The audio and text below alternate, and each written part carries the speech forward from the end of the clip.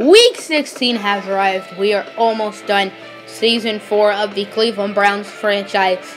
As they are 12-2, they have clinched the playoffs, clinched their division, and clinched a first-round bye. They're going to be taking on the 8-6 Miami Dolphins, grasping on for dear life. They still have Ryan Tannehill as their quarterback. They still have W16, who was traded to them by us all the way back in the Season 1 trade deadline. As if the Browns win or the Jaguars lose this week, then the Browns will clinch.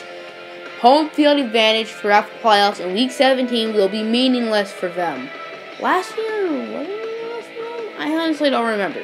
The Browns did get the home field advantage last year. They clearly took advantage of it as they did win the Super Bowl.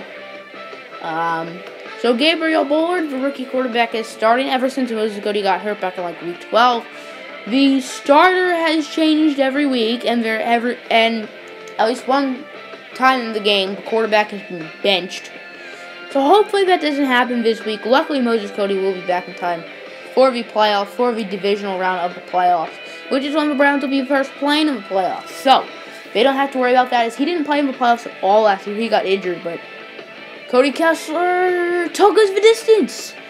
So both offenses has not done much today, as W16, lucky he did not get safety. He gains 4. The Browns' tenacious pass rush, I mean, you gotta give credit to Taylor Sams, our punter. He is definitely the best punter in the league. He punted inside the 10s very often. He is a beast. And remember, he was taken as the 224th pick in the 2017 NFL Draft. Mystery irrelevant. So he got to go on a week-long trip, and now he's a beast punter. So, 2nd and 19 on the 35. Linval, the flash boy, who hasn't really been the same since he came back from injury. And the funny thing is, ever since we acquired Odell Beckham, Linval Boye and Moses Cody have never been on the field at the same time. Odell hasn't gotten injured yet. Speaking of Linval Boye, he gets that touchdown. So hopefully they all will be on the field in the playoffs. If Linval Boye were to get hurt, which he's had some injury problems in the first 2 years of his career, that'll be pretty devastating. Moses Cody has not started 16 games yet in his career, which kind of sucks.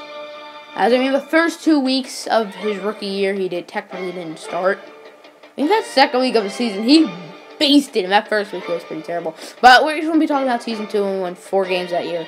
We should be talking about Season 4 when we could win 14 if we win this game and next game, which I know if we win this game. I don't know if we won next game yet, which is pretty cool. As you can see, Tyrell Rogers with a holding penalty, but on that same play, Linval Boye he just got laid out. I saw the flag and I was like, hey, what happened to Linval Boye? Is he okay? I was like, thank goodness for the flag, but he got injured. The Bears for a while missed a very long field goal. I have not talked about the game at all, as it's 7-0 Cleveland. Linval Boye dislocated his elbow.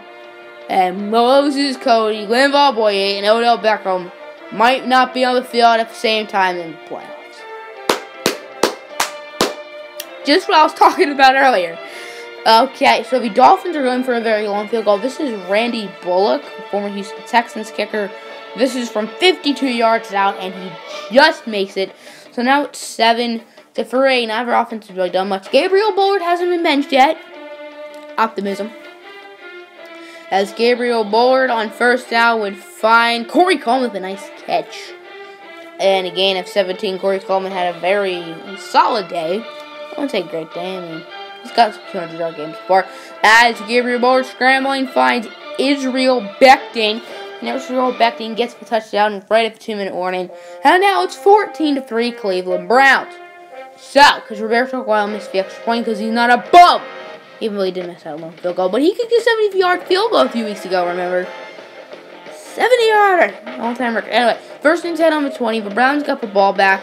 And big play, Barry. That should have been a touchdown, but big play, Barry decided to run out of bounds. The Browns got no points that drive. But they do have an 11-point lead. Their defense has been unstoppable. That one, Gabriel Bullard just destroyed that man. And the Dolphins did not get the first down. 4th down, they decided to punt it. Which, I mean, with that field position, that's hard to disagree with that call. As 1st and 10 on 31, David Johnson, whoop, with a nice juke on Deontay Wooden. He was like the 4th pick in the draft a few years ago. And he's not real, by the way, in the 2017 or 18 NFL draft. It's Corey Cohen on the screenplay. Did he get the first down? No, he just missed the first down. That's why I showed that, because we just stopped them on 3rd down. They just missed the first down, and then we just missed the first down. It's Corey Coleman. He definitely did not just miss the first down there. He just missed the 20-yard line as he got tackled for 21. So then 2nd and goal on the 7-yard line, about 2 minutes left. In the 3rd quarter, handoff to David Johnson, and Big D would get it in there. Do your silly little dance, big fella. Touchdown, Browns. That's definitely not his first rushing touchdown of the season, but first rushing touchdown of the game. His first 2 have been via the passing game with Gabriel Bowers. Out of the 4th quarter underway, it looks like the Browns will win this game without any problems, as Corey Coleman, normally he doesn't make any catch when a defender is a yard near him. And Corey Coleman's a beast. He's a beast. He got handed a big contract back in week 3, so did Emmanuel Ogbah, because they both deserved it. They're both animals. But Corey Coleman needs to work on his hands as Ryan Tannehill fumbled it. Curry Lindsey with Zach Curry, but the Dolphins did recover it. So then it was 4th and 8 of the 45. Ryan Tannehill would be sacked by the former USC product Marvin Fulcher. The Browns were able to tackle on a field goal, as Ryan Tannehill would be safetied by State Youngblood, who now has over 20 sacks this year. He deserves to win Defensive Player of the Year. He's better. Hopefully he gets Superstar Development. That would be wonderful. Then him and Fulcher got that Superstar Development. As handoff to David Johnson on 2nd and 5. And David Johnson with a nice rush. Gain of, I don't even know. As David Johnson, he had a very, very good game. Sometimes he has good games. Sometimes he has bad games.